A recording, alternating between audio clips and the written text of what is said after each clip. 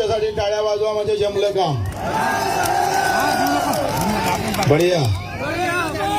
तुम्ही आले नसते तर आमचं काही कोणी ऐकलं नसतं.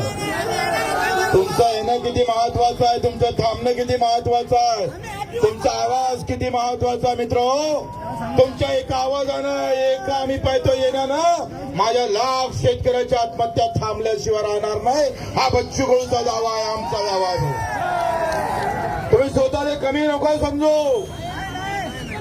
अरे आज आम्ही पाहतो या बहिणीनं जे ना हा हिरवा धागा बांधला ना, हिरवं ते तिच्या साडीचं जे पदर फाडून मला बांधलं ना, तिनं शपथ घेतलेली आहे कर्जमाफी शिवाय वापस येऊ नका असं त्या बहिणीनं आम्हाला म्हटलेलं आहे.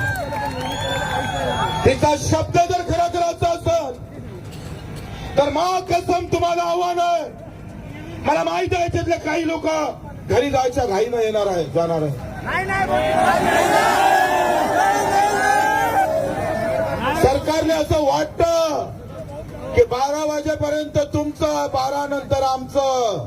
तर सरकारला सांगून द्या 12 दिवस काय 12 महिने जरी थांबा लागले ना तर महाकसम थांबल्याशिवाय राहणार नाही. अरे राहणार नाही का तुम्ही? आप आपल्या मायेची शपथ घेऊन, तो छत्रपतीला मानत असून छत्रपती महाराजांची शपथ घेऊन, बाबासाहेबांची शपथ घेऊन, महात्मा फुल्यांची शपथ घेऊन, अहिल्यादेवी होळकरांची शपथ घेऊन, अण्णाभाऊ साठेंची शपथ घेऊन आम्ही प्रत्येकानं हे शपथ घेऊन इथे थांबणं फार गरजेचं आहे.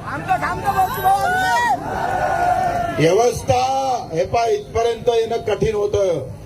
काल बावनकुळेचा डाव असा होता का आम्हाला तिकडे समोर बोलावचं. राजाभाऊला फोन आला, तुपकरजी आहे, नवलेजी आहे, वामनरावजी आहे, जानकरजी आहे, क्षीरसागरजी आहे, गुरुजी आमचे